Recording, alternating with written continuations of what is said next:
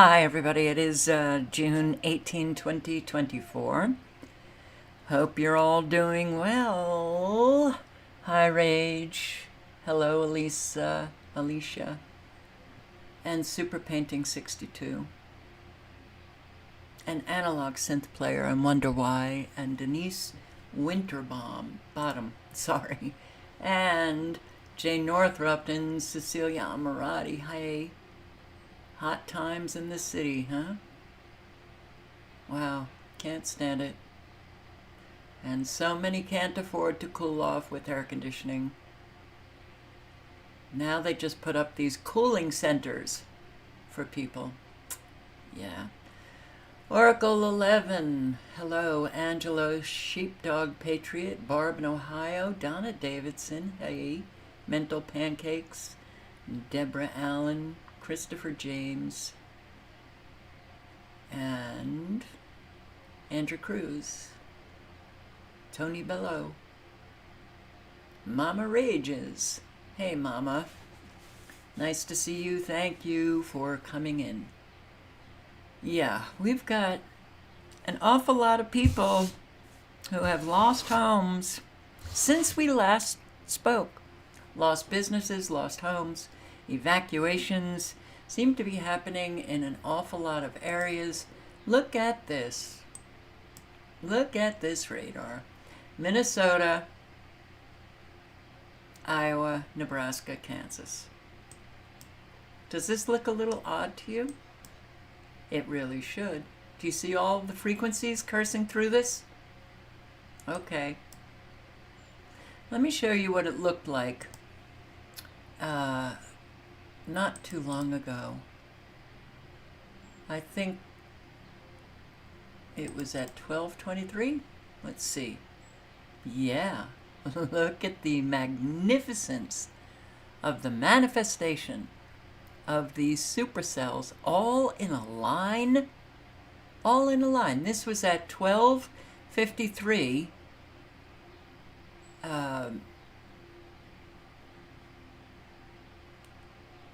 Today, yeah. So, what time was it in Nebraska? I think they're 2 hours ahead. So 2:23. Look at that line. Manifest immediately. I think they call these the training storms, right? Here, I think they're going, I don't know, well, you'll see what's happening with this so-called tropical storm. So-called tropical storm. All right, so what you were looking at as something quite thin, very thin, all in a line, all attached, as nanobots can do, and now it expands. Now it expands. Concerning supercell here in Pennsylvania, coming out of northeast Iowa into Pennsylvania. Concerning supercell here in West Virginia, got a lot of these frequencies belting off the East Coast, as they did last night, and they're doing it again. What, pray tell, could they be wanting? What is the result of all of these frequencies?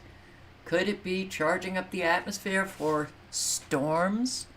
It could be. Look at this. Unbelievable. Well, frequencies can modify, can intensify, can steer weather fronts. They can expand the weather front. Be safe, you guys. But I do want to just show you. All right. So here we are on Zoom Earth.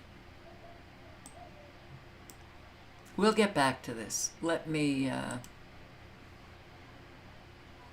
didn't want that open.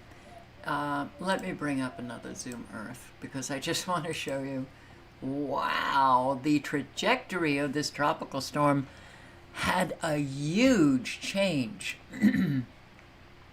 from last night. Oh, what? What? Hey. Okay. Okay, this... Maybe I was on a different date. I'm sorry. Look at this. Will you look at what's happening in the Pacific Ocean? Yeah, that is not natural. So they sure do a lot of experiments. They sure do a lot of the use of sonic weaponry, electromagnetic frequencies, and it really, wow, disturbs life in the ocean, shall I say simply. But will you look at this? What? And what is this circle that just came about? Okay. And here. So, and they're saying tropical storm warning right on up to the coast, like the Galveston area, I think. Houston's right here, Corpus Christi. But, wow. Belize, and then it takes a sharp right turn to go up north, and then a sharp left turn to come into Mexico. And we're supposed to believe all of this, right? Right. Yeah. Okay. So, the massive amount of cloud remains, moved it a wee bit eastward, but this has been here since I showed you last night. We got to twirl it around a little bit, try to make it maybe look a little bit like a, I don't know, tropical storm. Maybe, a little bit of a hurricane. I don't know. What is this? A column with a base. You can't, that look at all of the cloud all over. It is tragic what they have done. Tragic. What is this? Come over to Zoom Earth and you can see an awful lot of very disturbing images. I mean, this looks like, I don't know, a cat with a busted up nose.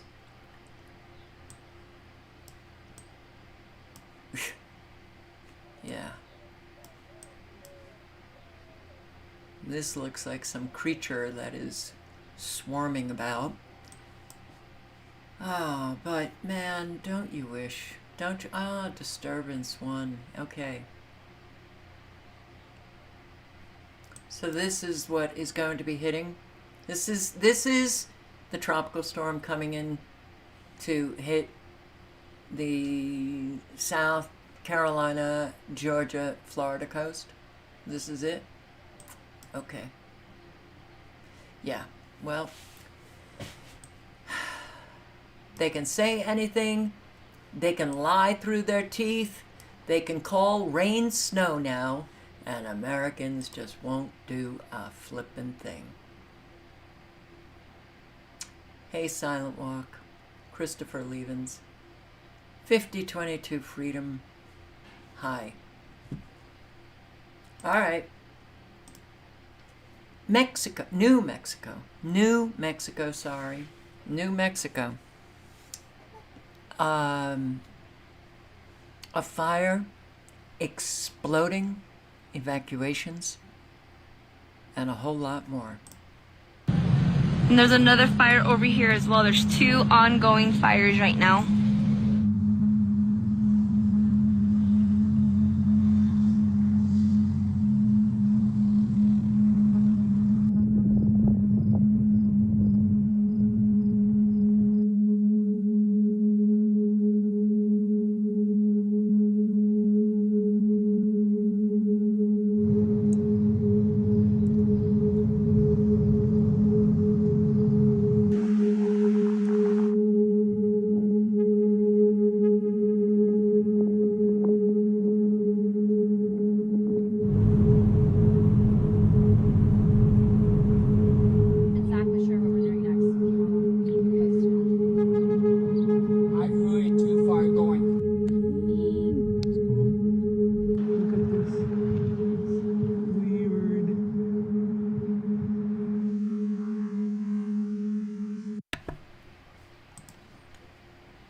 get ready. Get ready, because this was a news stream 20 hours ago. I'm going to bring you up to current time. Well, thank you so much for joining us here at 10. Wildfire danger reached a previously unthinkable level tonight for people living in and around Ruidoso. Thousands of people have fled their homes with multiple fires burning in that region, including the ever-growing South Fork fire. Many have had to make a long drive east to Roswell just to find shelter for the evening. We turn now to our Monica Lagroni. All right, that was 20 hours ago when they were not reporting any homes, any businesses that had been destroyed by this fire. Here, latest on converging Ruidoso fires. They're coming together and they're going to be bigger and bigger, right? Entire village told to evacuate. Let's see. People have been sharing videos and pictures of the raging fires all over social media. And man, is that a scary sight. An estimated 5,000 people told to get out. Officials saying don't grab belongings or try to protect homes.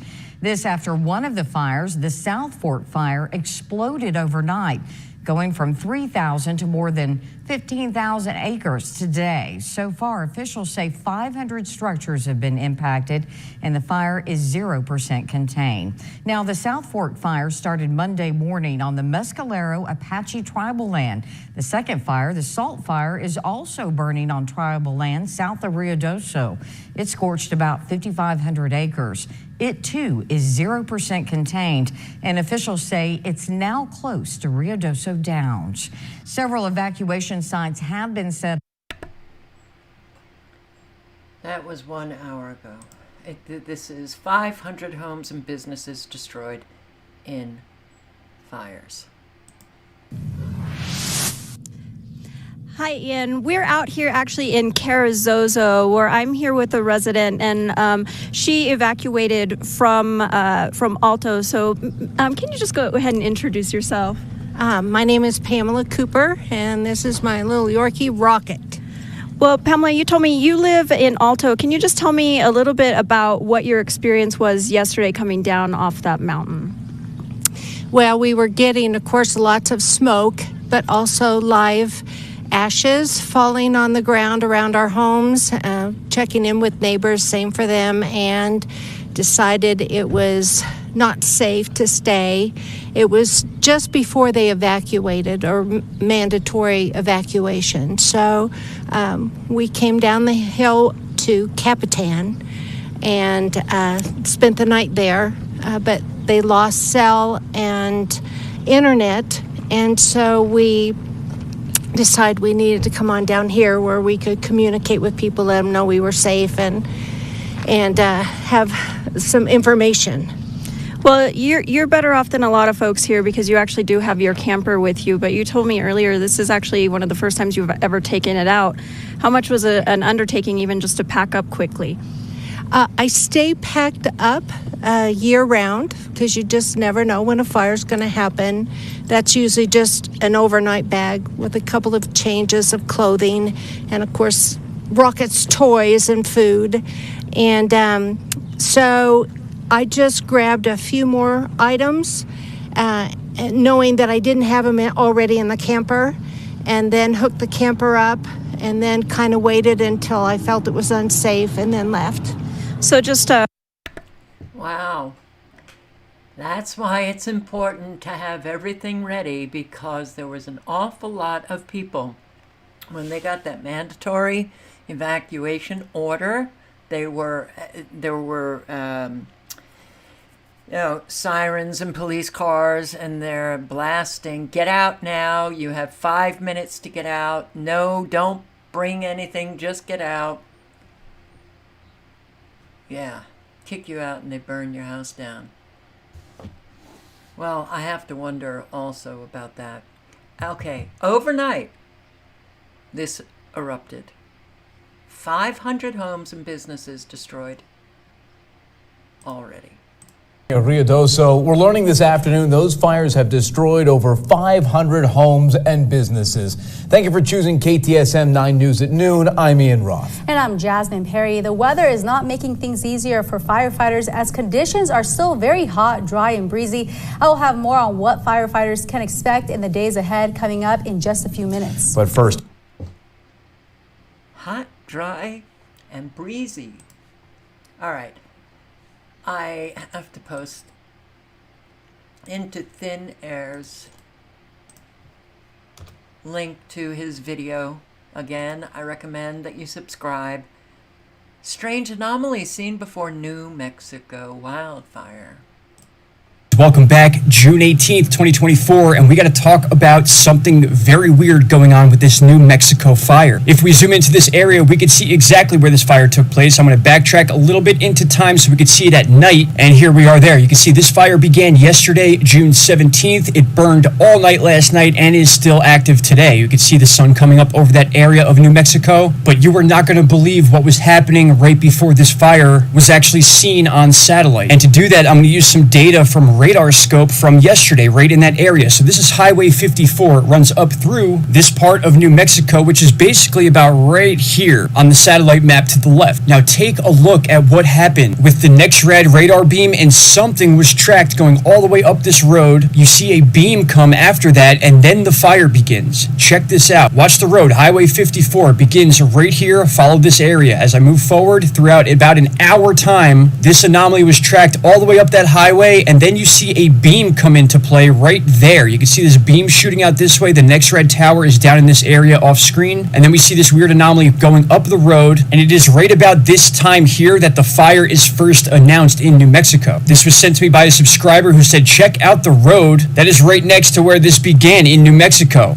Now, this isn't the first time we've seen something like this. We've seen weird anomalies leading up to the California fires, and we saw the same thing during the Texas fires. Some weird anomalies, weird beams going on in the atmosphere before these fires began. A lot of talk online lately about DEWs, the directed energy weapons. Now, I can't say for sure that's what's going on here, but when we look at these different radar anomalies and we put them all together, and then there's wildfires in those areas, I think it's safe to say there's something strange going on that they don't want us to know about. There is no way that all these fires are happening naturally due to climate change. I'm sorry, it is not happening. A lot of these are being done on purpose. We just don't know exactly how yet. This is only the beginning of fire season, so get used to this because it's going to happen more and more. And I have a feeling one of these fires between California, Texas, New Mexico, wherever it may be, will be a record-breaking fire as far as acreage burnt, homes lost, and people displaced. Please share this video while you have the chance. I appreciate you all. Thank you all so much. Bye-bye.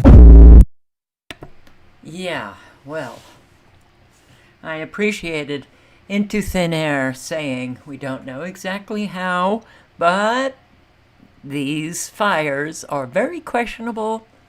It's not about climate change. Don't know exactly how they're, creating this, but they could be using several different methods. Interesting. You see the beam come down right in the area where this fire explodes and takes out 500. The fire is still raging. It's still raging.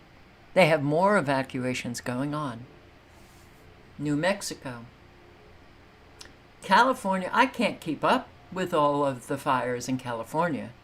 So I think this is a new one. Northern California wildfire explodes overnight to 10. These fires are just exploding. It's amazing. They explode in California. They explode in New Mexico. They were exploding in Arizona. County seeing that impact from the fire. This morning, firefighters scrambling to slow down those flames. Multiple spots across Northern California. That also includes Colusa County. Now, this is a time-lapse video of that fire that's burning northeast of Clear Lake. The Napa County Sheriff's Office actually warning that the heavy smoke is making a big push into Napa. And fire first started yesterday. It has burned 10,000 acres and is burning out of control right now.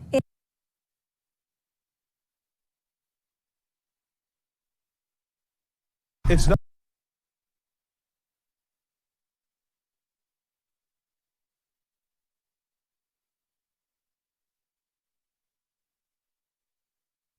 Into Thin Air blocked you, Jill, because you were trying to share. I find that very interesting because somebody sent me a tweet and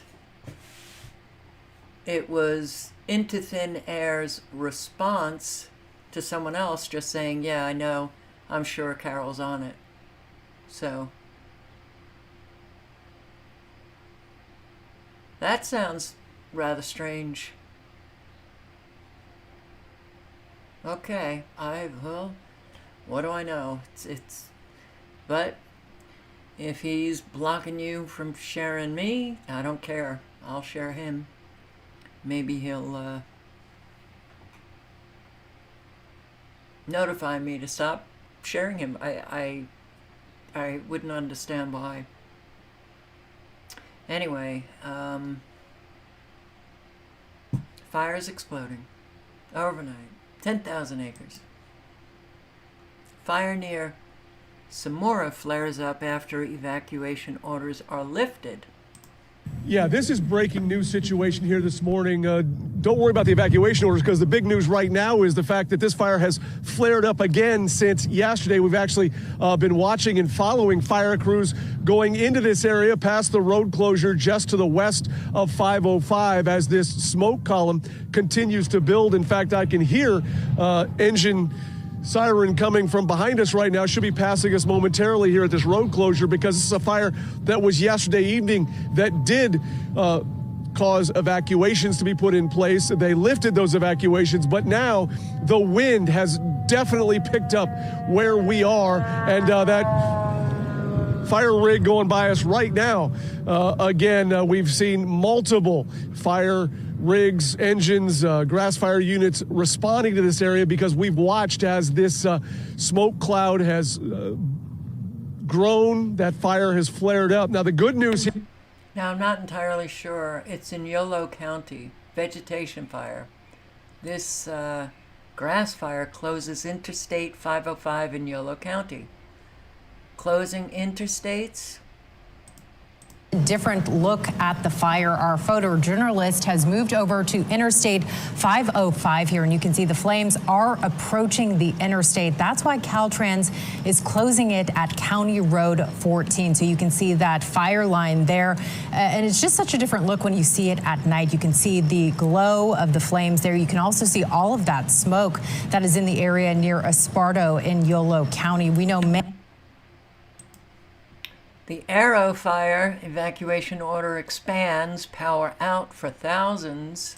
Giving us this shot here, showing us some of the smoke and also some of the just the areas that's already been burned by the fire. And you can see that that is Rock Creek Road. That is an area that we've been focusing on because Rock Creek Road at Highway 4 has been closed right now while crews get in to work on the ground as well as get in from the air to drop lines of fire retardant and water to try to stop the forward progress of this fire that has been helped along not a little bit by a lot of the north winds that have kicked up. So there's an area that we've been seeing burning. We also have seen where our crew is on the ground, Andrea, and the area of Hodson Road and Highway 4, kind of where the town center exit is there. A lot of activity there. Right. People are trying to decide what they need to do as they evacuate because there are evacuation orders in place. Absolutely, and as we mentioned. Okay, so this was sent to me by a subscriber whom I'd like to thank. The fact that sea levels have not risen is not proof that sea levels haven't risen. Fact checkers. Yeah. So, I saw someone leave a comment about how they'll do anything to force the belief in climate change. Yes, but they also want to destroy an awful lot of areas. And boy, are they doing it. So this climate change industry, that's what it is. People are making a friggin' fortune off of a lie. But here, the fact checkers are at it once again. So here, 1880, and this is Where is it? Sugarloaf Mountain in Brazil. Sugarloaf Mountain in Brazil, 1880. 1910, 2020. I don't think the sea level is rising. Right? Right.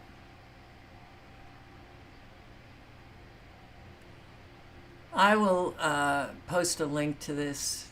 Oh, I think it's too long. It's not going to make it. Let's see.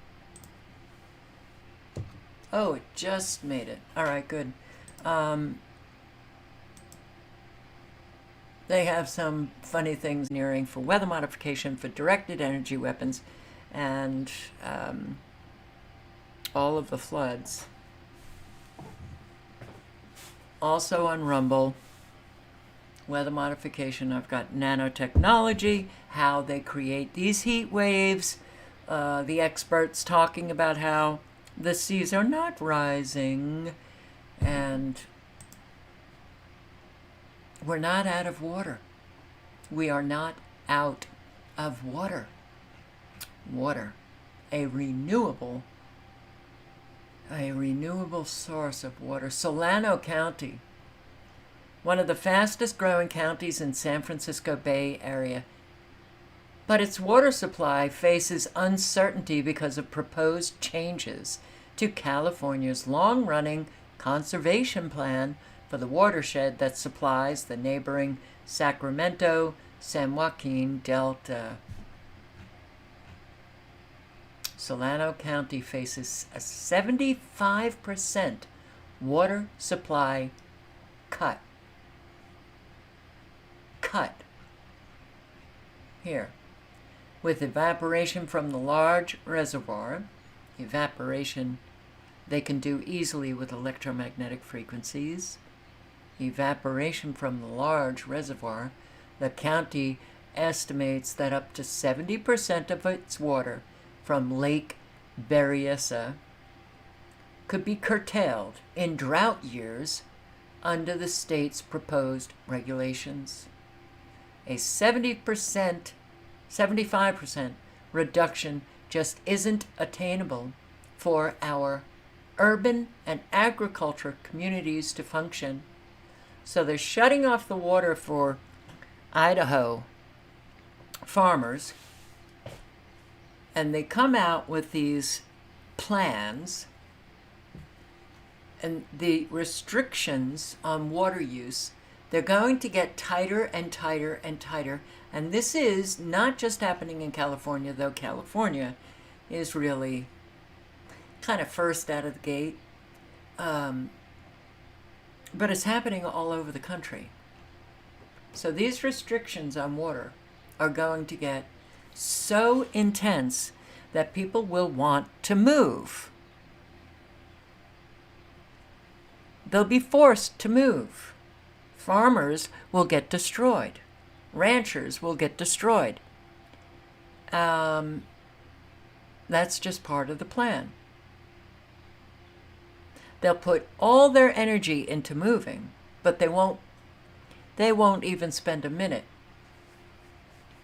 doing any kind of research to find out what really is happening. There is no water shortage.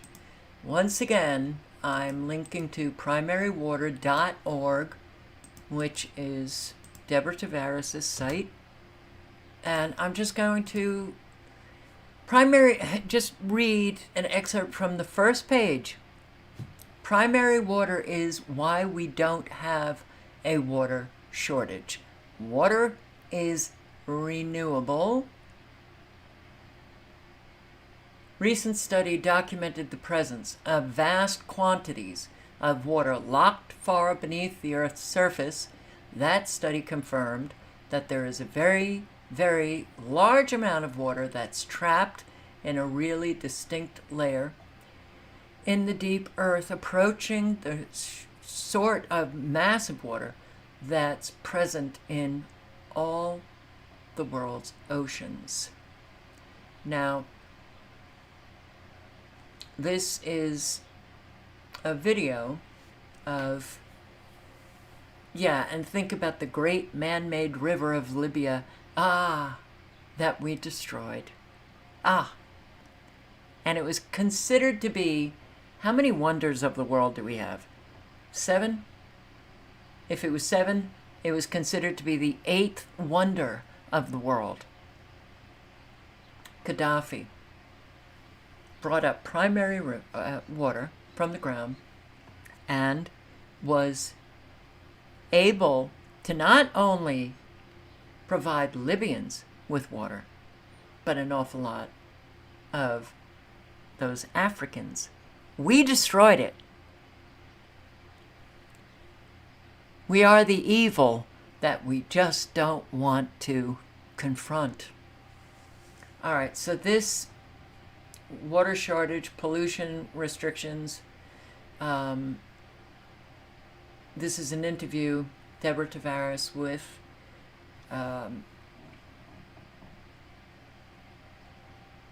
Fly Geyser. What is primary water? But it's a little hard for me to determine what is what. But this, I'm just going to show, it's only a 4-minute video. And here's drilling for primary water on somebody's property.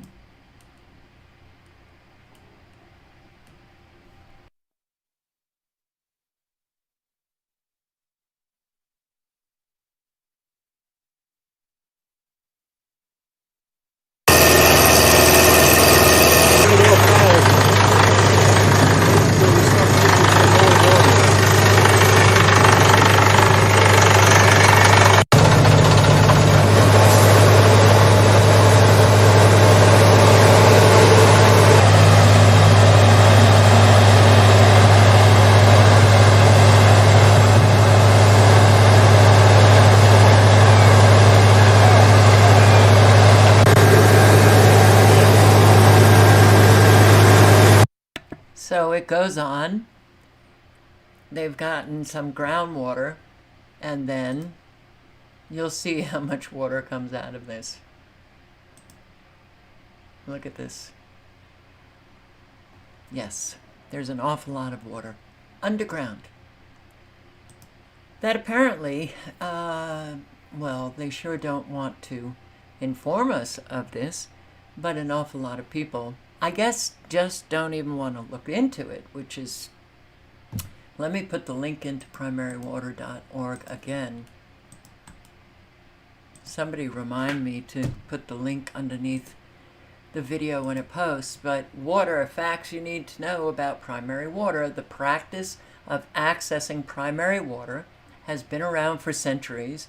What early Greek philosophers like Aristotle and Leonardo da Vinci believed, and enlightened scientists working at well-known universities today are exploring, is that all water is created in the mantle of the earth and is available in limitless quantities worldwide. Drilling for primary water looks similar to drilling for groundwater. The main difference in accessing primary water is that it requires drilling into a geologic fissure or fault to release the primary water that has risen near the surface. Locating well sites for primary water requires special training and experience. There are countless primary water wells that have been functioning for decades all over California and around the world. The advantages of accessing primary water: excellent quality, clean, unspoiled water. Wow, doesn't that sound great? Fresh and not subject to pollution or surface radiation or, all of those nanoparticulates that you see being sprayed into the atmosphere. It's created under pressure so that it comes near the surface by itself, incurring less pumping costs, never dries up, unlike groundwater, is not subject to the effects of drought, does not cause subsidence like some groundwater wells, refills depleted groundwater supplies from below in some instances is plentiful and replenishable. Water can be localized to meet the water needs of individual communities. Horizontal drilling rigs can benefit fish and wildlife by refilling dried up streams and lakes. Primary water was used to refill dried up lakes such as Lake Elsinore, which went dry in the 1950s, and primary water wells can now be used to supplement existing water transport systems like the California Aqueduct. But they're not going to let you know it. They're just going to keep restricting your use of water, claiming there's a shortage. They will keep increasing your utility bills for water, and they will keep poisoning our water. But don't worry, because they're recycling sewage for you to drink. Some history of primary water. I have that, Donna, and I have to tell you, the smell when that water, not always, but when I first put the water on from the bathroom sink, it smells pretty darn horrible. Primary water.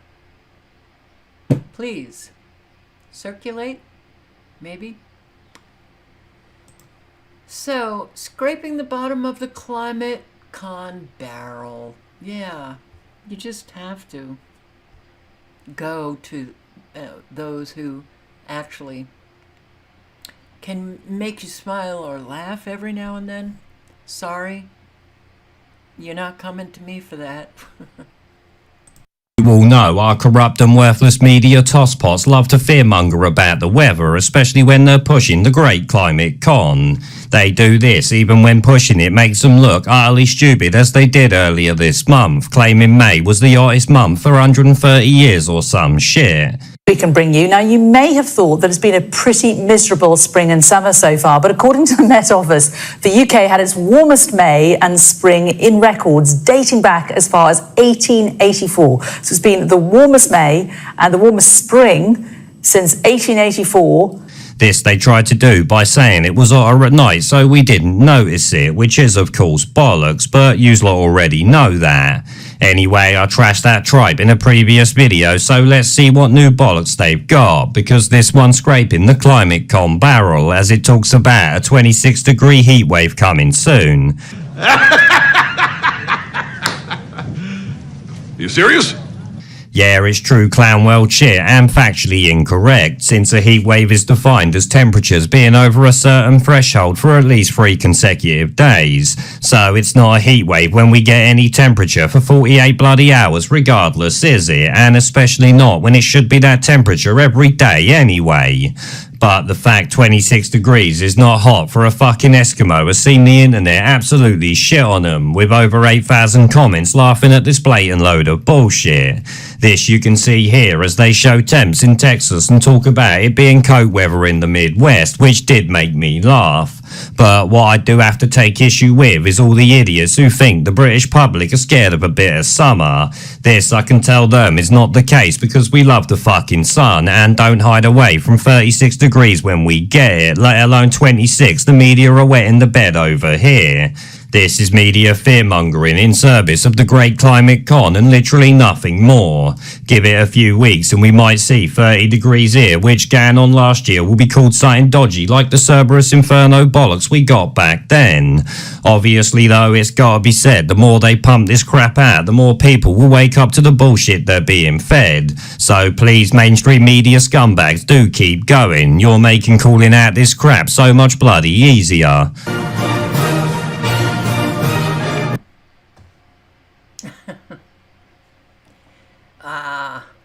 Yeah. Okay.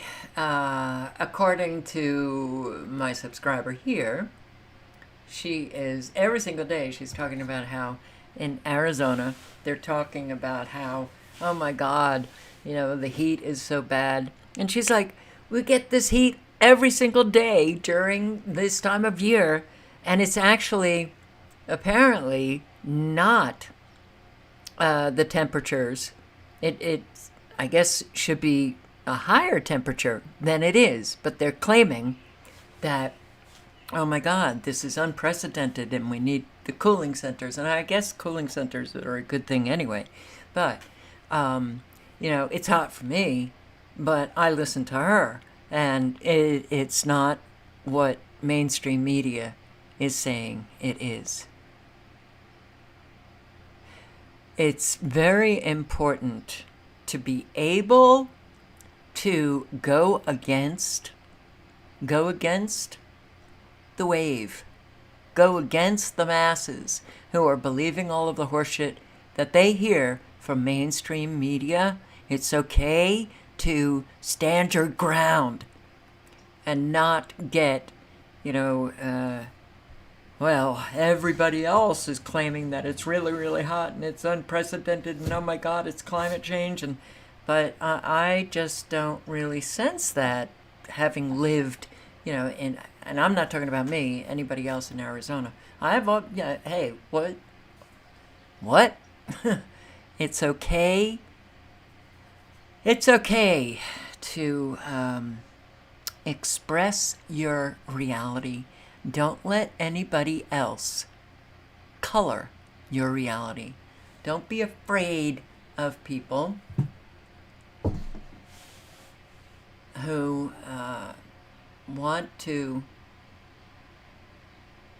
force a reality that is not true upon your brain. Strong winds wreak havoc in Utah County. You know, I'm just pointing out, now the damage in Utah County was not, you know, anything like what we have been seeing, but it seems on a daily basis, somewhere in our country, for sure the world, which we know, but somewhere in our country, people are without power, trees down, and trees falling on cars, trees falling on homes. Trees that are completely split and tore apart. And yeah, it's pretty crazy. Trees uprooted and power lines snapped as high winds hit parts of Utah County. Those who live in the area say that this storm was intense. And tonight they are left to pick up the pieces. Here's some of the damage we've heard reported. Trees ripped from the ground, branches broken, patio furniture sent flying, power lines left dangling over the roads, and at one point, thousands of families without power. We have team coverage tonight. Kevin's tracking the wind speeds and what's moving in overnight. Let's start things off, though, with Daniel Woodruff live in Pleasant Grove, where the wind caused some tense moments there. Daniel? Yeah, Mike and Debbie, you look behind me here. This is just one example of many snapped and downed trees and limbs here in Pleasant Grove. And then right up the hill from where we're standing tonight, wind contributed to a fire that sparked that came way too close to some houses. As the wind blew into Pleasant Grove, it brought something Jake and Katie Cleverly didn't expect. It's a fire! Flames broke out right behind their home and spread fast. It's just super scary to see the flames like touching that treetop, like right up there. Pleasant Grove police say strong winds caused this power line to come loose near the Murdoch Canal Trail, sparking a fire that burned nearly an acre. The fire came just right here. Jake and Katie grabbed a hose to try to keep the flames from spreading. They also rushed to save their chickens. Because I don't think we would have had another minute if we hesitated. Across Utah County, strong winds wreaked havoc. Look at this tree. Where are the roots? This tree fell in a neighborhood in Orem, with more damage in American Fork and Highland. There's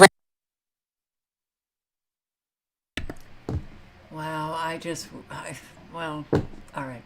And people are crazy, okay? People are crazy. Large objects rain down from Manhattan high-rise, Someone is throwing very large objects down from the roof.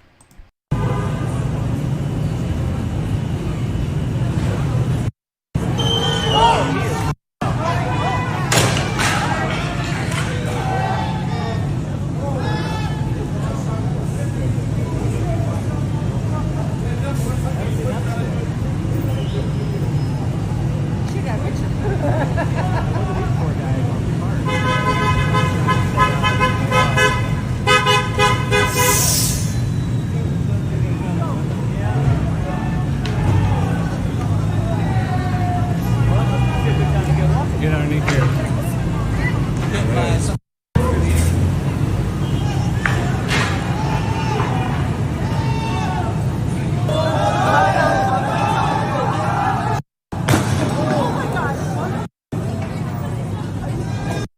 Just having fun. They're just having fun. All right, well, wow. What pandemonium, chaos, violent chaos. This is nothing compared to what we will all see shortly. All right. Apartment fire displaces 10 people in Yolo County in California. And this, I don't believe, was part of the fires that I just showed you going on in Yolo County. But have you noticed, if you've watched several of my live streams, that these fires are very big now? Very big. Whole apartment complexes going up in flames, displacing the residents all over the country. The good news here, they were able to contain this fire. Mopping up a scene after an apartment fire in Woodland. KCRA 3's Mike DeSalle is live along County Road 102 this morning with details on that story. Yeah, and an active scene where we are. I'll step out of the way as crews from Yolo and Woodland Fire, both here right now. You can see the structure that was damaged here. The roof burned through this morning. Firefighters still inside this structure this morning. Just got done talking to a Yolo fire captain here who was describing this as, fortunately contained to just this one structure. Everyone was able to get out, but about 10 people displaced right now because of this fire. The good news here, they were able to contain this fire and keep it from spreading from this structure. You can see this structure surrounded by some trees, but also as we arrived here in this area along 102 between Woodland and Knights Landing, there is a noticeable breeze here this morning, and that's something that easily could have been pushed along in the grasses and the brushland. Yeah, a breeze. A breeze. House fires are really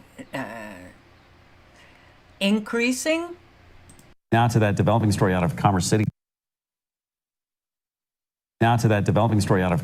Tonight. Fire shooting from a home near 62nd and Kearney, where rescuers had to pull 2 people to safety. Now, Fox 31's Nicole Fierro was there when the house was still burning. She's still on scene tonight with the new details. Nicole. Yeah, investigators still have to determine the official cause of what happened. They were very, very busy for hours today putting this out. But a female who lives behind this, a young woman who lives behind this house that's completely destroyed now, she woke up after napping to the flames to pops. She believes it is a barbecue with too much propane sparking this all. Flames, chainsaw smoke escapes, and rescues. Heard some sort of noise of saying somebody's asking for help.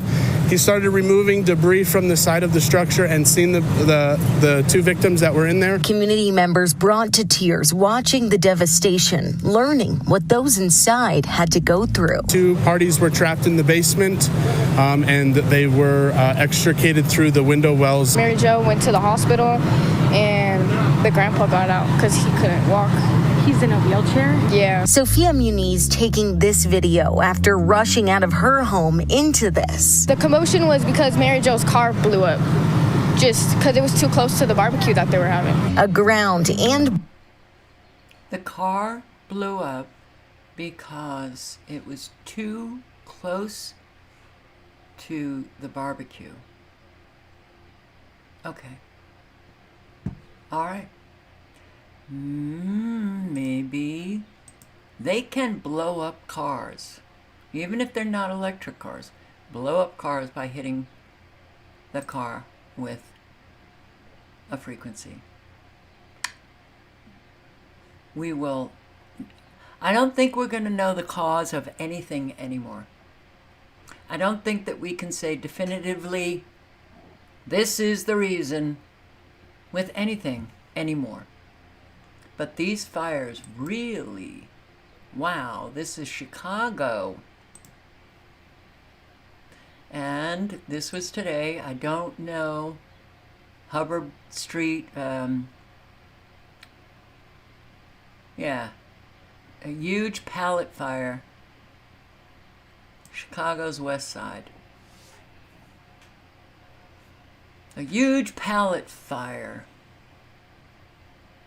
Do you know that we have a shortage of pallets? That will disrupt product supply.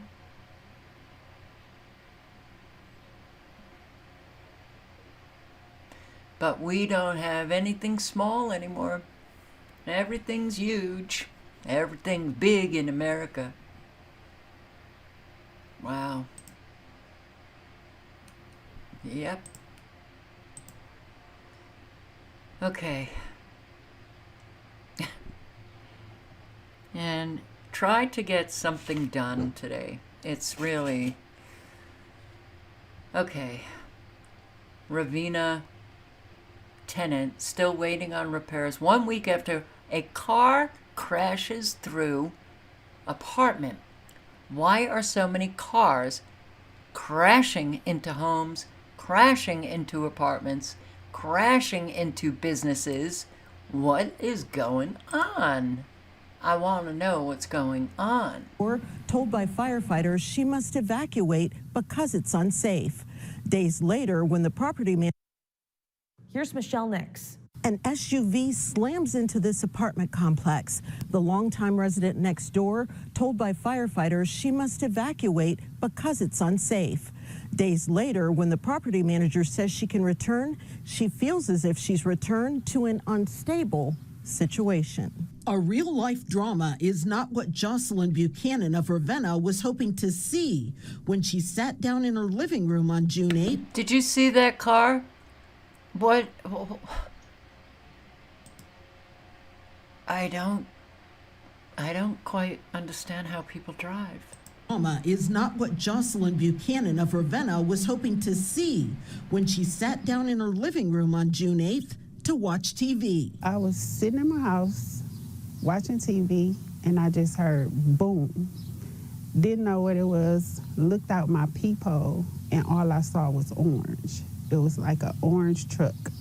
She just ran into the house. While the apartment next door clearly received damage to the inside and outside, Buchanan says firefighters advised her that it was too dangerous to return to her apartment of 8 years because the foundation was also damaged when one of the posts holding up the porch was destroyed in the crash. They told me on the 8th when it happened that I couldn't come back into my apartment. So the Red Cross came out and they put me up in a hotel for a couple nights. The fire chief asked the Red Cross to step in and help Buchanan and her son with temporary shelter for several nights because of an issue with the foundation. On Monday, the apartment manager told Buchanan it was safe to return to her apartment, but when she did, there was just one pole holding up the roof of the porch that was now uneven. Another pole was added when Buchanan complained. What did you expect to see? At least another post like this, you know, the equal size holding up a porch. You got 2 poles here holding up a porch that's not even, it's still not sturdy. The downspout has also been damaged, but Buchanan says her calls and questions to Terrell Suites management have gone unanswered. Now, for her own safety, she is asking if the damage can't be immediately repaired, that the complex move her to another apartment that's safe. You can still look at the porch and tell it's leaning to one side. It's not safe. I just feel like... Oh, just fix the flippin' thing. Residents told, okay, this is big. Talk about Agenda 2030. Talk about government stealing property. This is in California. Residents told by city backyards are too big. They're too big for you. Give it up. What's going to happen? Are they going to build the trail right away? I have no idea. We weren't warned about this ever.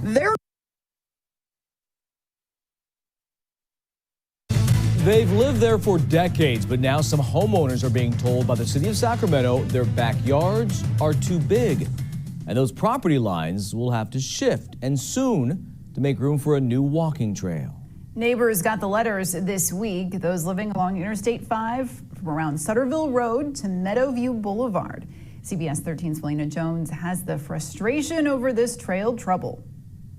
Neighbors who live along where this new trailway will be placed are not only frustrated with the abrupt notice, but say they don't think it's fair to have to lose some of their property that's been part of their home for decades.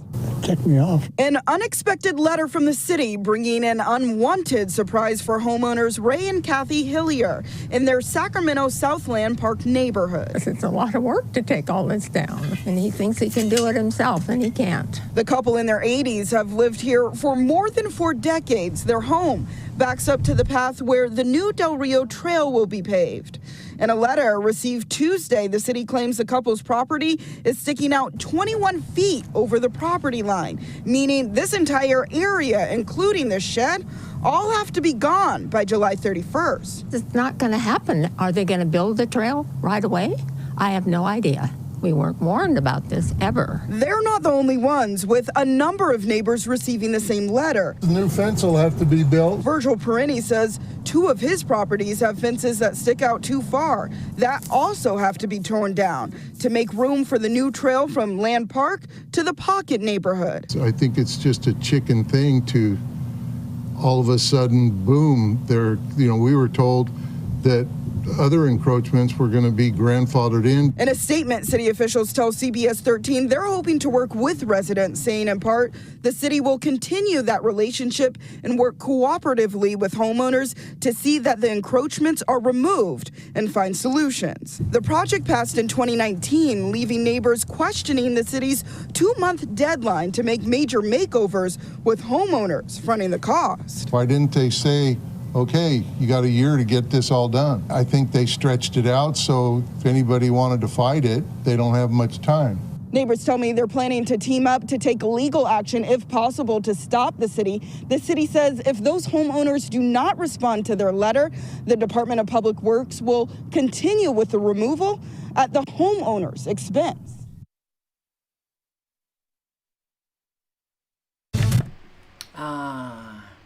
Yes. And during the overnight hours at 1 a.m., another mass illegal crossing of people, Chicumba, California. People from all over the world, including China and India. Still haven't seen any. I heard that Newsom was sending the National Guard down to the border, but apparently there's no National Guard to be found.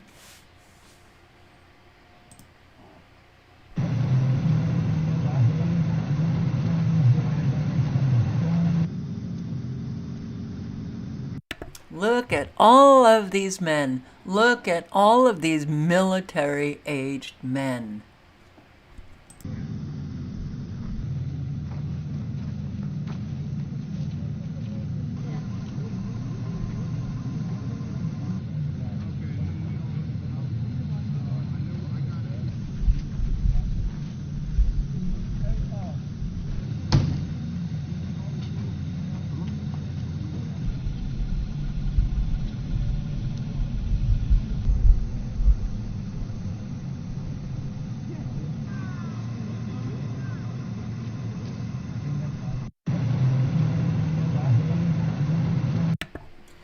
I wish somebody would ask them, when you were still in your own country, what prompted you to even start thinking about coming across the U.S. border?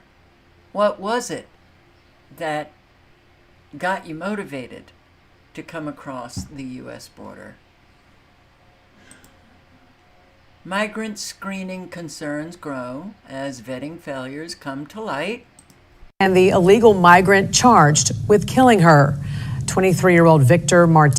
Developments in the murder of a Maryland mother and the illegal migrant charged with killing her. 23-year-old Victor Martinez Hernandez faced a judge in Oklahoma yesterday and waived his right to extradition. Authorities arrested him in Oklahoma for the murder of Rachel Morin, who was raped and killed in Maryland last year. Investigators say Morin was not his first victim. Victor Martinez Hernandez was wanted for murder in El Salvador before illegally coming to the U.S. in 2023, where less than 2 months after entering, he brutally attacked a 9-year-old girl and her mother during a violent home invasion in Los Angeles. National Desk's Christine Frizzell looked into how he got into the U.S.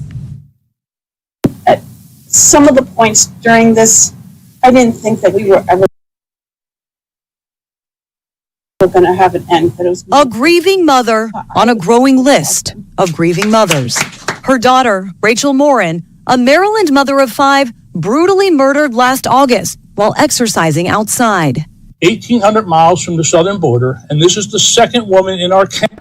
All right, I have this on my Never Lose Truth channel, but yeah, okay, illegal migrants committing crimes, violent crimes against Americans, even killing them, released back onto the street, go to another state, commit another crime. This is what is going on. The first year Biden was in office, 2021, I had posted like 6 months in about what? They're giving up the vetting process of the sponsors for unaccompanied children. They're not vetting any of these people. Don't we know it already? Oh my God. It was announced. It was announced to Americans. We're not vetting the sponsors who will house unaccompanied children. And how many? The number is at 85,000. I'm sure it's higher now. Of unaccompanied children who have gone missing. You think they're vetting these guys? No, they're not. How a Washington family rescued their daughter from Uber driver's sexual assault. I had included in a live stream how these illegal migrants are working it to drive for Lyft, for Uber. Documents which say the father and the family were able to stop this sexual assault by attacking the Uber driver. 58-year-old Ahmed Ali, an Uber driver accused of a heinous crime. Where they're asking that the court find probable cause for rape in the second degree and kidnapping in the first degree. Probable cause documents I obtained say Ali picked up a woman from a bar who was too intoxicated to get home herself. The victim relying on Ali's service as a rideshare driver to get back safely. Instead, documents say Ali used his Uber app to make it seem like he dropped the victim off, then drove here to this secluded location outside of Olympia and raped the victim. She is fearful if he is released, or expressed that she would be fearful if he is released. The probable cause documents say the family of the victim got worried when the woman did not return home. The father, using his phone, tracked his daughter's location to the scene of the assault and found the victim naked in the back seat of Ali's car, with Ali scrambling back to the front seat, trying to pull his pants up. There is a substantial danger that the defendant will commit a new violent crime, and this is based on the nature of these allegations. Documents say that... Wow. God. So, yeah, it's all a movie. Unfortunately, I wish too many people are suffering the consequences of this movie. It's so not a movie. It's so real. Queens community helps catch person of interest after Casino Park rape.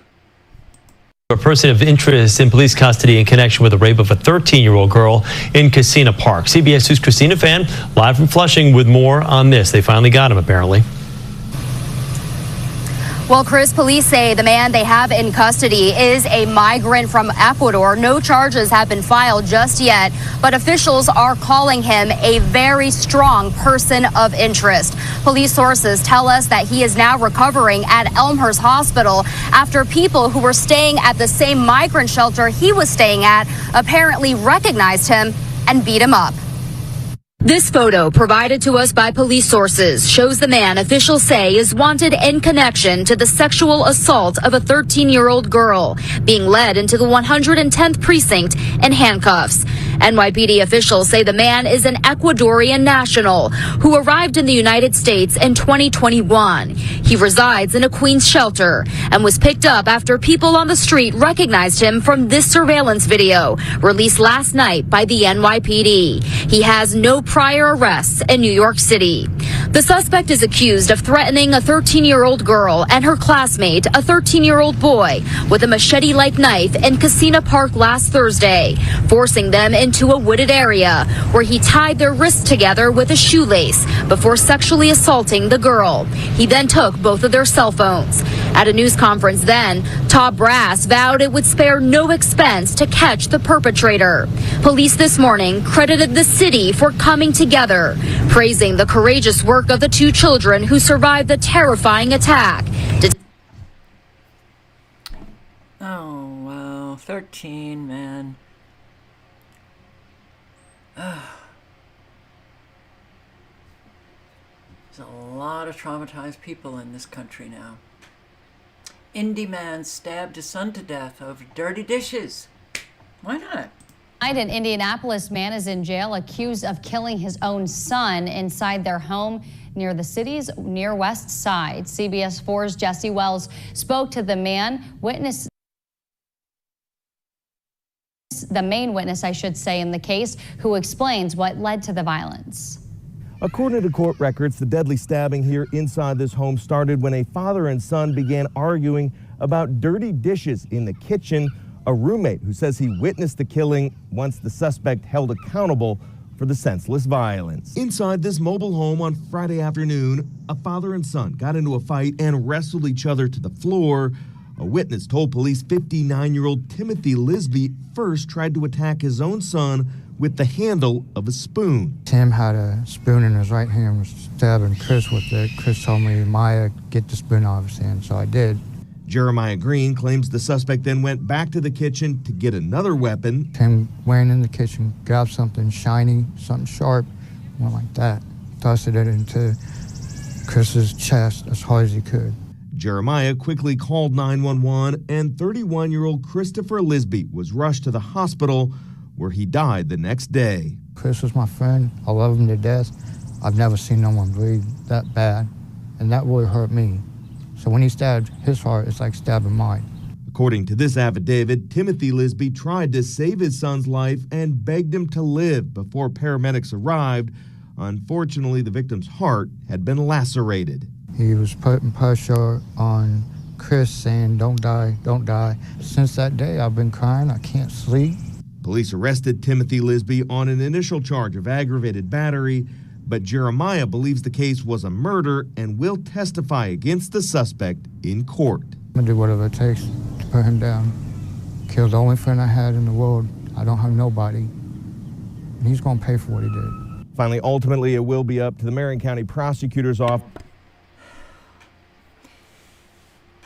You notice how there seems to be less and less people who have any kind of restraint of their emotions.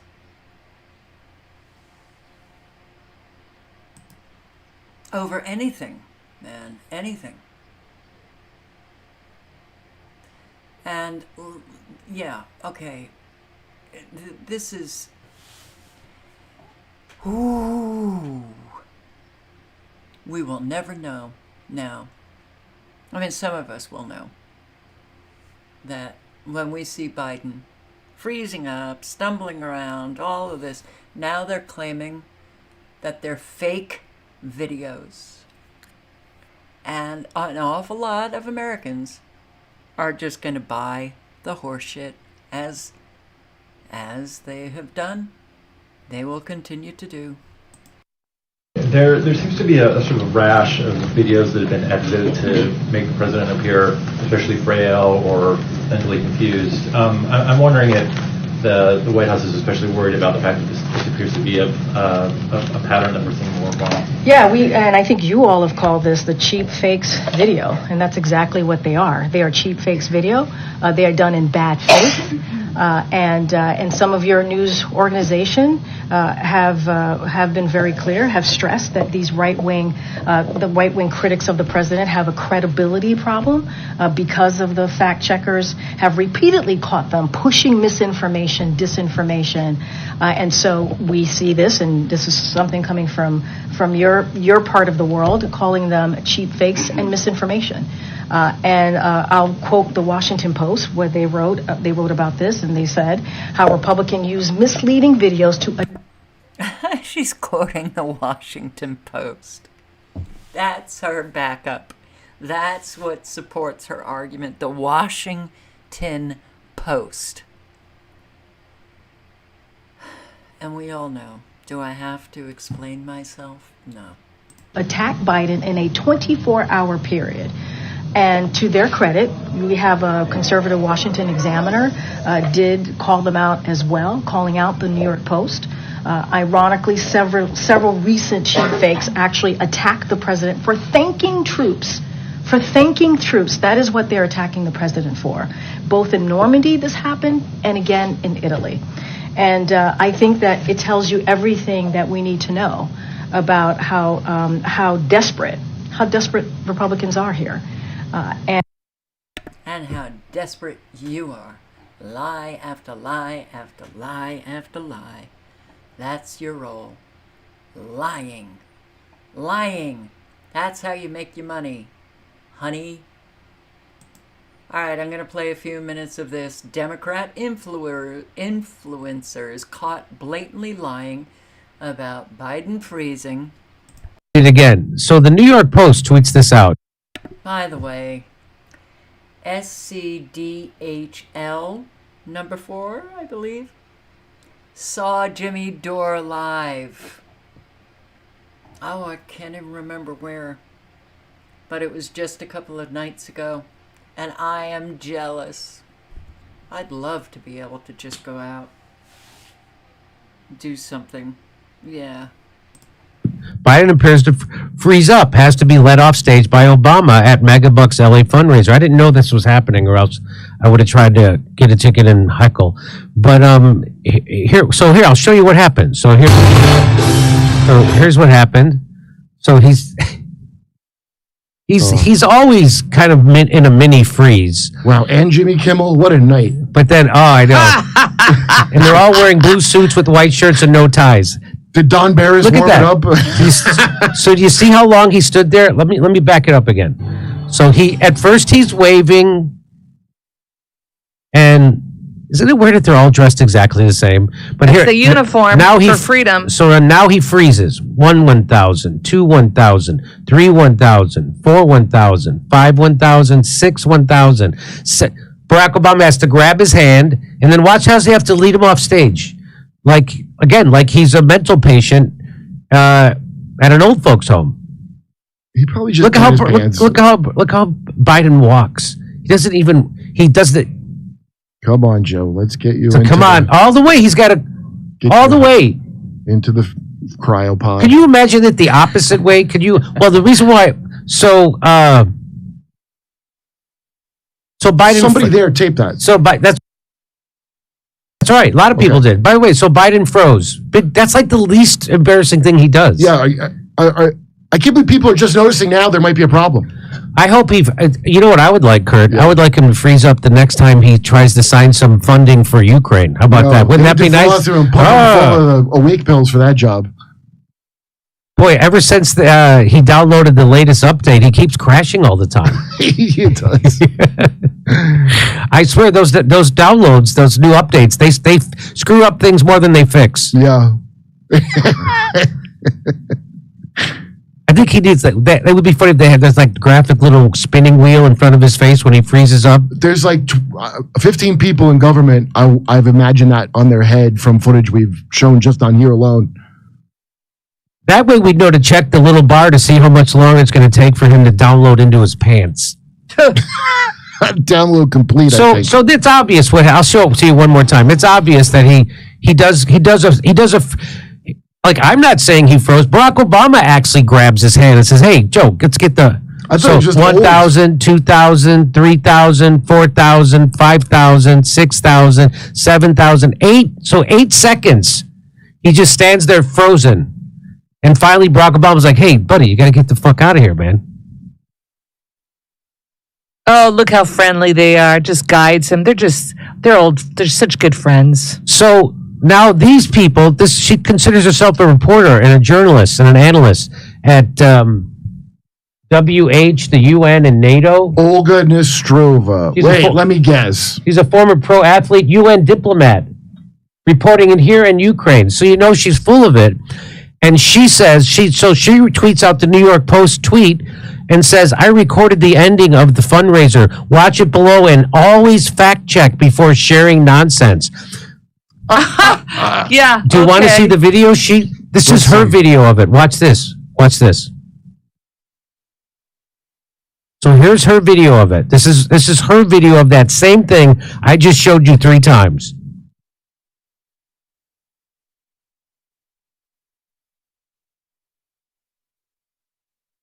So now he's about to freeze up. As soon as Barack Obama comes to this side, he's about to freeze up. And what happens? So here comes the freeze. He's starting to freeze. And here's her video cuts. Her video cuts. And then it cuts back in. So she just cut the part out? Cut the part out. You know, when I see a Ukraine flag on a female journalist's Twitter, I assume they are A, not a journalist, B, not female, and C, possibly not even a real person. Bada bing. That's it. You don't know who is on the internet. You don't know who is in the cyber world. And boy, that really screws things up a lot. All right, I'm going to link below. Look, if you haven't prepared for a really big financial crisis, then I don't know what the hell. You might want to start doing something now. So let's just get right into it today. Markets up across the board. We are hitting all-time highs yet again. You would think that everything is just incredible out there. You would think that the economy, the U.S. economy is absolutely going gangbusters, that it's booming, that people are making more money than ever, that people are buying houses and they're buying cars. None of this is happening. People are struggling. People are falling behind. They're not buying cars. They're not buying houses. They can't even save $500 at this point. But somebody will write me today, of course, and tell me that everything's fine. The economy's booming because the stock market is up. And this is just how ignorant these people are, because they don't understand that there is no relationship, only a disconnect between the reality of the stock market and the reality of Main Street and the real economy. There is no connection between the two anymore. 80% of Americans say grocery costs have notably increased since the health crisis started, survey finds. This on CNBC today. What a shock, right? But markets are at all-time highs, yet people are struggling just going to the grocery store and buying food. So the market manipulation. Don't y'all know it? Of course you do. Here, Gregory Mannarino, this is the end game. Be ready for worldwide pandemonium. Are you ready? I will post the link. He's talking about the bullshit markets. But the markets don't tell you anything about Main Street, Wall Street, and Main Street. There's a very big divide, as you guys know. And the numbers, the markets are completely and thoroughly manipulated. But a whole lot of people do think, oh, look, the numbers. Oh my God, the Dow is just, the market's doing so fabulously, as if that is a reflection of the economy. And it is not, and we know that. Retail sales disappoint in May, and April revised even lower. So when they come out, and they all pat themselves on that, look how many jobs we created, the economy is doing fabulously, and they show and they speak the numbers, and then about a week later you get the revision, but they've already put the lie out, and a whole lot of people don't want to be bothered with the truth, so they believe the horse shit. Wall Street wants boomers to work longer, but nobody wants to hire them. Yeah, okay. And well, you'll hear the quote from a guy that is 71 years old. America is running headlong into a big problem. Boomers are getting older. In the coming years, the retirement age population will balloon to its largest size yet, drawing down Social Security funds, overwhelming retirement homes, and leaving a labor shortage in its wake. Larry Fink, the 71-year-old CEO of the asset management behemoth BlackRock, offered a two-part solution to the looming retirement crisis. In his annual March letter to shareholders, in order to avoid economic catastrophe, he argued, people should save more money, as if they have it, and work longer. What if the government and the private sector treated 60-plus-year-olds as late career workers with much to offer rather than people who should retire? Fink wrote, the current Social Security retirement age is 67. I thought it was 62. It's 67. Okay. But most Americans depart the workforce earlier than that. If more people kept working into their late 60s and 70s, the impending crisis would soften. There are hardly any jobs out there. Americans are really unhealthy.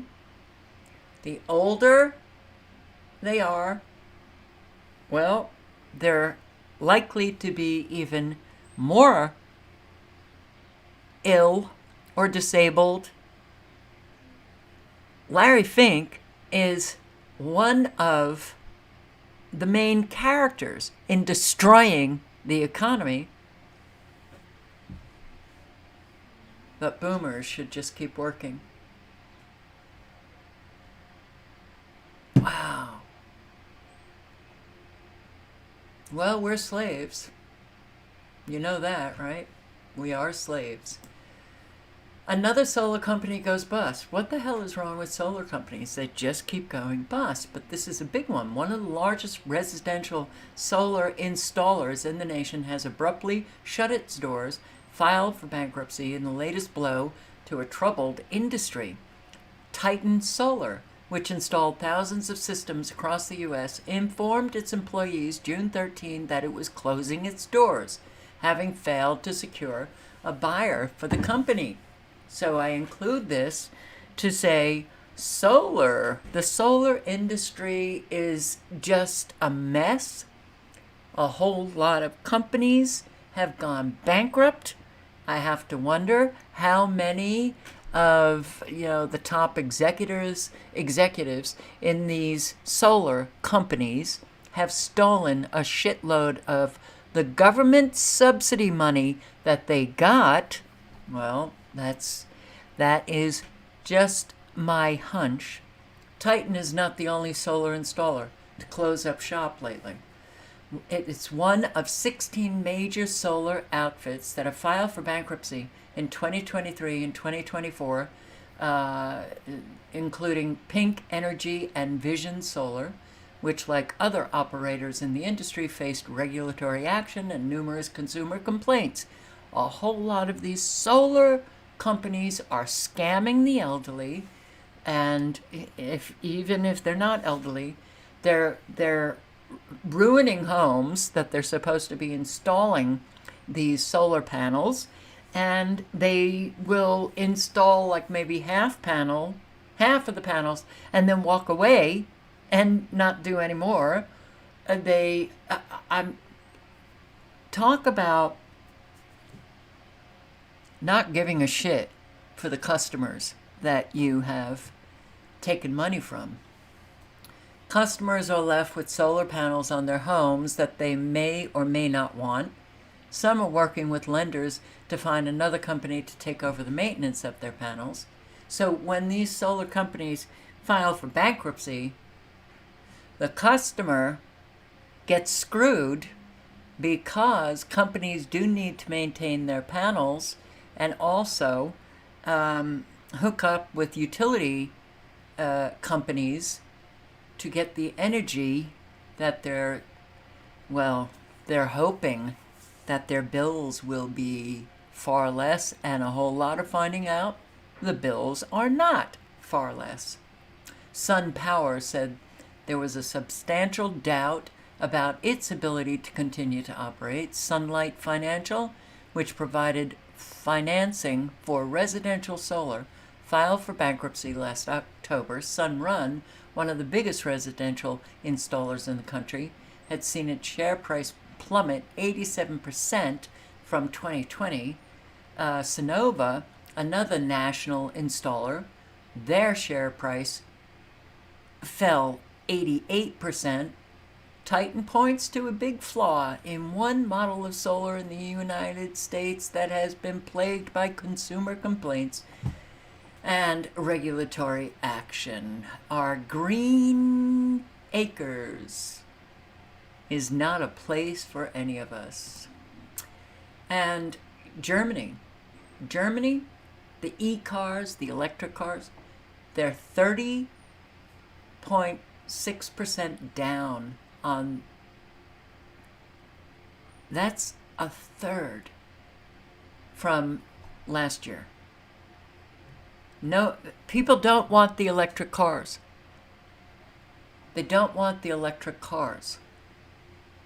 Why?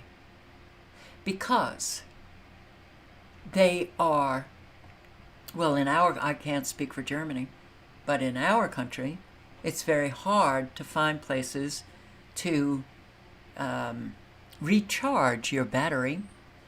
And if that battery goes dead, wow! Well, you may as well ditch that car and just buy another car because that battery is so expensive. There's an awful lot of problems with electric. Green Acres is a place for no one. 70% of unionized Daily Beast staffers take buyouts as layoffs loom. Exclusive. Yes, the Wrap has an exclusive. Almost all of the outlet's senior staffers are taking buyouts. There are so many layoffs that are taking place, and it's unfortunate that a whole lot of Americans really, that they apparently just don't want to get off the lie. It's like an addiction. Don't tell me the truth. That'll detox me. USDA suspends avocado inspections in Mexico, citing security concerns. Not just avocados, but mangoes. Why? From this particular place in Mexico,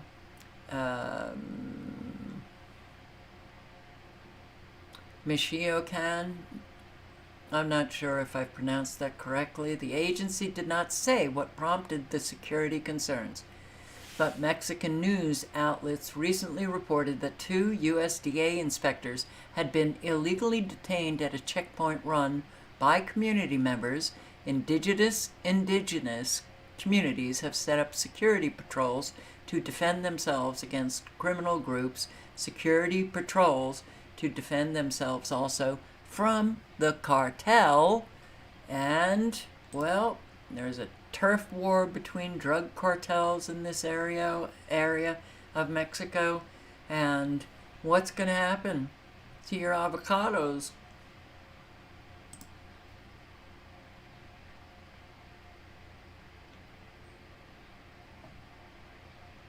And I don't understand, but maybe they're just acting that they're aghast. How could it be that black Americans are leaving the Democratic Party? Because they're waking up. Senior. I wish they would wake up a little bit more to recognize that we don't have two parties. That would be nice. I'm not even going to bother to play this. I'll put the link in if you want to hear. CNN, oh my God. Biden in 2020 got something like 85% of black Americans, and now he's down to 70. Can't believe he even has that percentage. Megachurch pastor, Trump spiritual advisor, Robert Morris admits he abused girl in 1980s. The swamp. The swamp. Greatness. The swamp. He's part of the swamp. Doesn't get rid of the swamp. And listen to this, man. Oh, God. It's hard to even know how to handle a whole lot of crazy people. .com for a link for tickets. Cori Bush did an interview on PBS, and I bet you didn't know Cori Bush is a healer. I didn't know that. She is a healer. Either let's watch. Either that or a witch. Okay. Let's watch. You're a pastor. Yes. She's a pastor. You write about healing through faith. At one point, you came across a woman with, quote, several visible tumors on her torso. Now, let me just say, I've had some personal interactions with Cori Bush, and Cori Bush is a scammer, okay? I know because I've had personal interactions with her. Did she heal you? And I wish she did. Here we go. You're a pastor. Yes. You write about healing through faith. At one point, you came across a woman with, quote, several visible tumors on her torso. Tell me what happened. So at that time, I, along with a group of friends, we would go out on the street and just meet with people and pray with people and offer them food. And this lady came to us and she had these tumors. I mean, she wanted us to like feel them. And I just remember I put my hand on her and my hand just began to move. And the lumps that were there were no longer there. And she was so happy and she like went on about her day. And I never saw her again. So you think the tumors disappeared? I do. And this. Boy, how convenient. You never saw her again. You know why you never saw her again? Because she died. She was unhoused. You never saw her. Oh, I healed her and she left, and there's no way you could ever check the story. Just this one time, I decided to use my amazing healing powers. Yeah. Just this one time. It was a laying on of hands. There's more. Listen to her. She really just said that. That's a person in Congress. That's the kind of, these are the kind of crazy things that they say Marjorie Taylor Greene would say, or Pat Robertson, or Trump. But here it is. Woman was unhoused. She's someone who, had been sleeping in the shelters and sleeping on the street. If I can speak a prayer, and I can believe what I believe, and you believe that this will help you, then why not offer that to people? Because I know prayer has helped me. As a trained nurse, you're a member of the medical community. How do you think about those spiritual healings versus medical healings? Yeah, spiritual healing is a part of what you believe, and the The medical healing it's a similar thing, because I'm going to believe that this treatment that this doctor is giving me is going to help me in my situation. And so as the nurse, I am following the doctor's instructions and giving them whatever the doctor says that they should have. And also for those patients that would say, would you also pray with me? I would pray with them. And so it's the same thing that I would do on the street. What do you say to people who are likely to disbelieve that story? They're not the woman that had the tumors. And we'll never know the lady who you say had. Hey, by the way, did those tumors have nipples on them? If she's so good at this healing, why doesn't she lay her hands on Biden's colon so he stops shitting his pants? There's a lot of rifts to heal a government. Well, how about lay your hands on Biden's mouth so he could speak clearly again? Yeah. You ever think about doing that? Oh my God. And she's like a superhero. She's like, I didn't have time to hang around, get the lady's name. Why are they telling us this? I was on my... I don't understand why PBS is telling us this about her. She's not opening up a healing business, right? She's just some congressman. So why even bring that out? Why would she do this? I don't know. Well, here's some people's reactions. Oh, Robbie Suave. He says, I'm not sure this interviewer handled it wrongly. Is that the proper use of wrongly? But the lack of freak out from other commentators reacting to this interview, that's what is telling. Mm-hmm.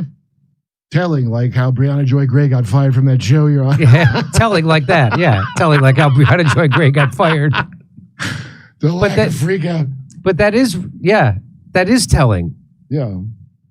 Imagine having this capacity to be a conduit for miraculous healing.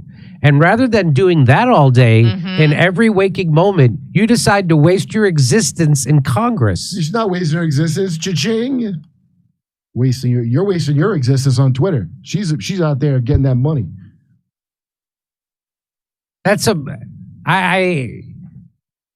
time-honored tradition. You said Pat Robertson? No, he was a classic CIA, part of the whole bullshit thing. Of course. My favorite faith healer was Benny Hinn. Benny Hinn, who would go out and he'd heal people, hit them, and they'd fall down. Except he had the most wicked comb over, right? He's one of those, woo! Yeah. And it's like, don't you think if you could actually heal people, but wouldn't you take 5 seconds to fix your own bald spot? I mean, if it mattered that much to you that you would do that. Rub. You got to channel the power through the top chakra of your bald spot into the. It's like being a faith healer with a limp. I don't have a lot of faith in your faith healing if you come limping up to me telling you're going to heal me. What if I told you the more I heal, the worse it gets? How do you respect my lip? She really said that, ladies and gentlemen. She just saw it. She said she put her hands on, the tumors are gone, and she's got this gift. A lot of and it was miraculous. I mean, apparently it happened quite quickly. All she did was put her hands on the tumors, her hands moved, and voila, they were gone. Wow, that is pretty intense. And why did she decide to become a nurse or to become a representative? I mean, my God, with those healing hands. Woo! She could have even been a better scammer, for sure.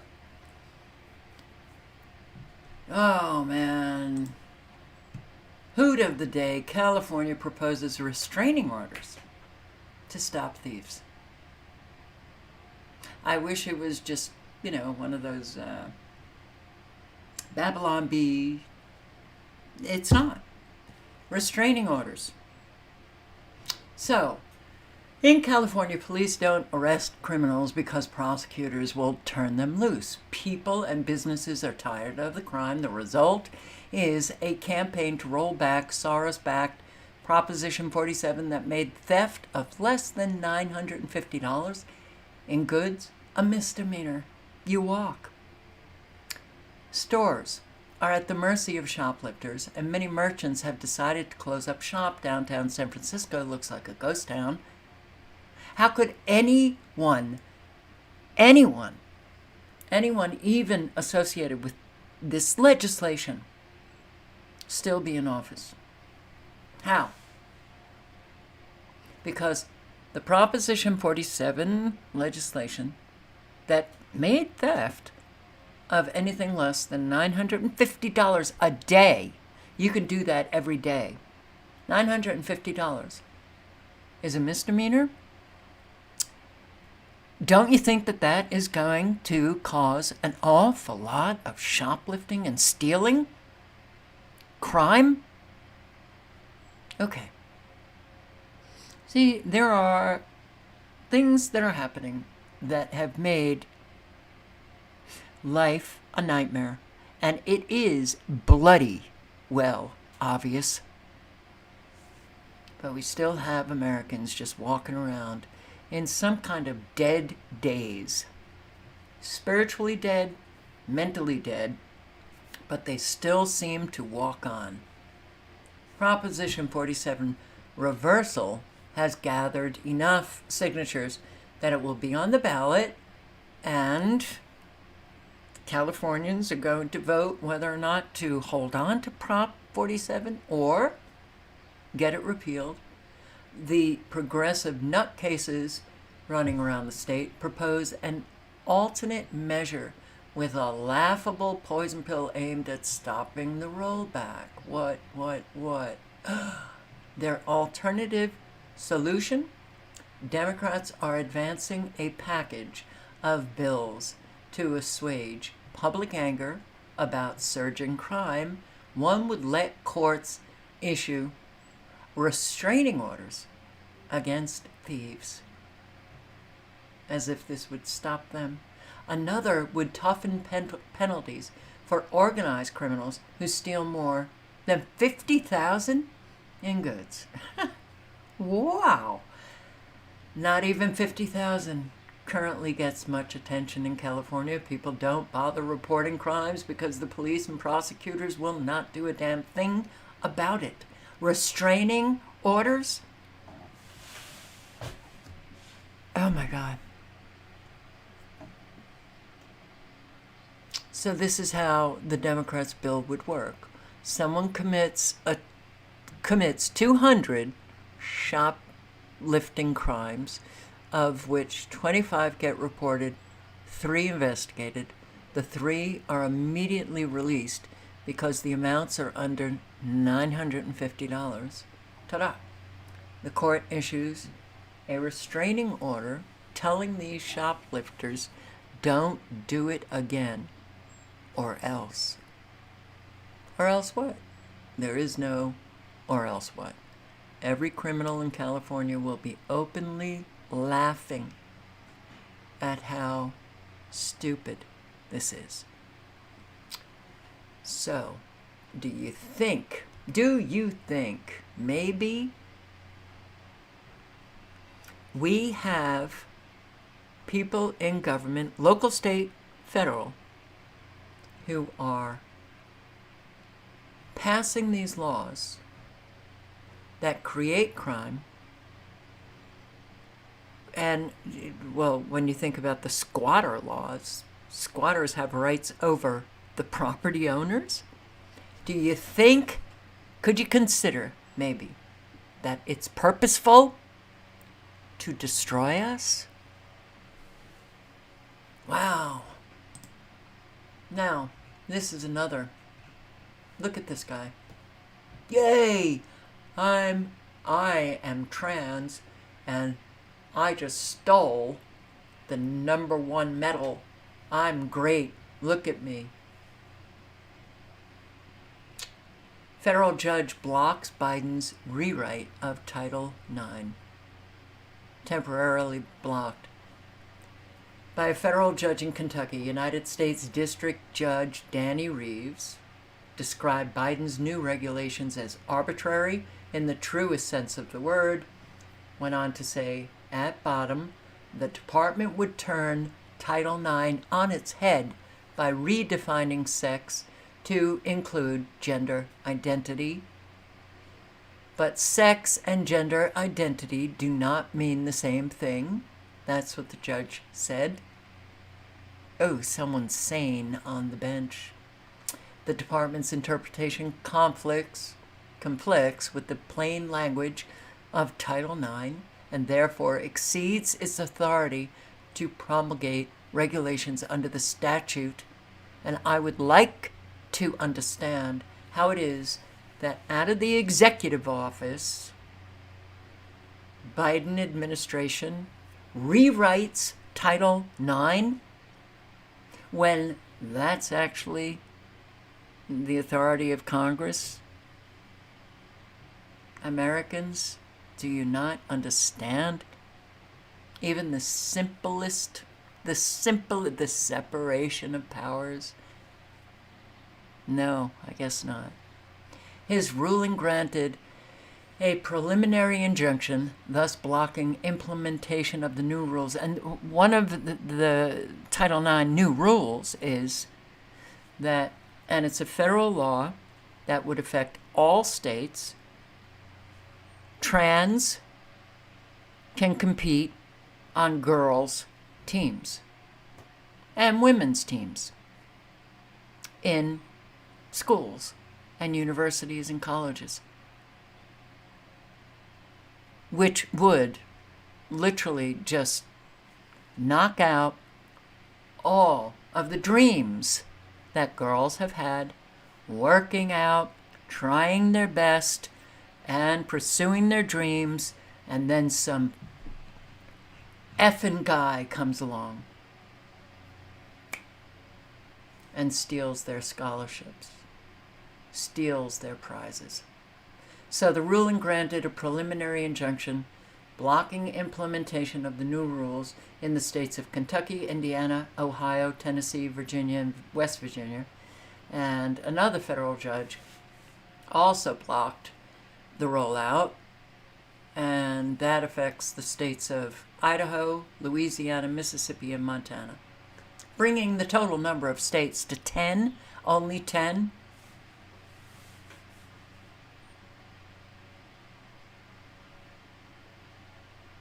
We adults really need to grow up and do some protecting of the young.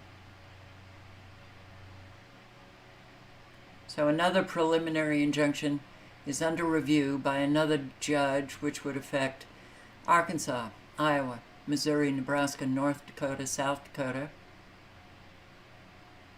And Biden's Education Department asked the judge to deny the state's request. Oh, there are just so many people that I don't have any respect for or even like. So, you guys, another day. Actually, there is one more thing that I want to do. Where is it? There was an important... Here. This is on Inspired.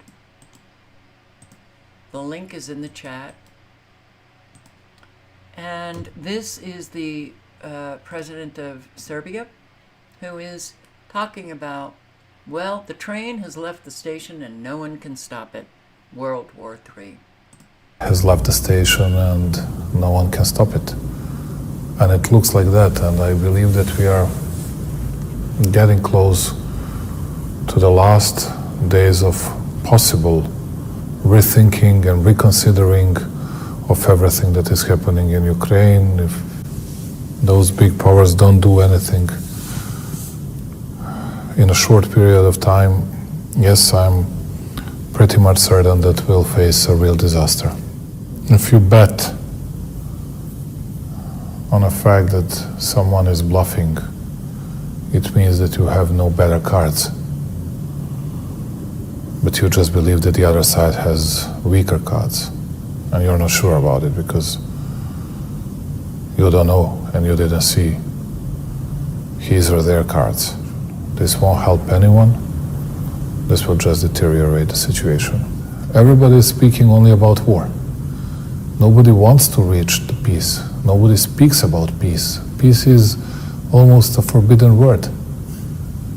And please notice this. Because they say we need to win in order to secure future peace, but nobody's speaking about a peace, and then okay, you negotiate it. But you have the other side, you have to have the other side on the table as well. It's, it's very strange to me that no one is actually attempting to stop the war. The link is in the chat. You can listen to the full. He goes on for about 6 or 7 minutes in this interview talking about how, the train has left the station. And for sure, the United States doesn't want peace. Doesn't want peace anywhere in our world. All it does is bring about a whole lot of violence, a whole lot of chaos, and I'm sick of it. So, we got to bring our best self to life. We've got to live honestly and speak honestly. We have to establish ourselves as trustworthy human beings. You behave consistently, and you don't behave in a way that, a whole lot of us have to question what the hell is wrong here. I have to question you. Why can't you just be the same every day, and your word, you're actually living the words that you speak and that kind of stuff. Oh boy. Thank you for showing up. I do hope to see you tomorrow night. I sure hope that you all stay safe. I sure hope that none of you have to suffer the consequences of... Look at these frequencies. Look at these frequencies blasting away. I hope you don't have to suffer any of the consequences of this weather warfare, the fires, the flooding, the tropical storm, the flooding, the frequencies that are taking place. And if you have already, I hope you don't have to suffer it a second time. Look at this. Unbelievable. But we're to just ignore all of these frequencies. Just ignore it. You don't really see it. It's not really happening. The party told you what to believe.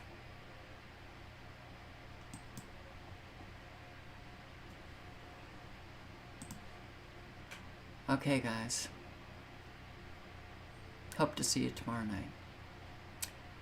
On that note, good night, good luck. Ciao.